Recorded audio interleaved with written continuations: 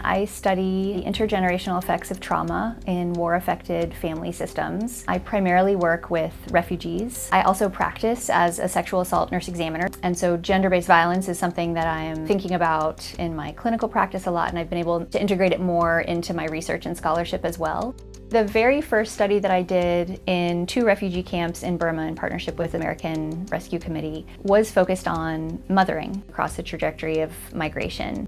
We've done a lot more recently on intra-family trauma communication and to generate knowledge that then goes on to inform clinicians or refugee serving organizations and the kinds of programming that are available to families, so things that are actionable. I started working with the Center for Victims of Torture, the Karen Organization of Minnesota, Roselawn Clinic in East St. Paul, and now WellShare as we went on to implement programs that addressed what we learned in all of those years of preliminary research. Our project in Bolivia is one of our newer projects.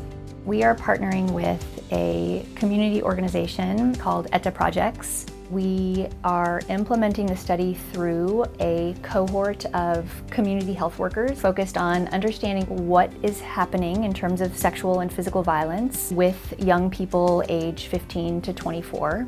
My research would not be possible without community engagement and community partners. I think it's so important understanding what questions need to be asked, what solutions are feasible and culturally responsive. When I was asked in nursing school, what is your hill to die on, my answer was social justice. So I think that underpins everything, and I think about equity right away when we talk about community engaged research. And the projects that I've talked about, a lot of them have been small pilot, bootstrapping our way through and finding sources of small grants. It's messy and it's challenging, but it feels like a problem that we're all working to solve together.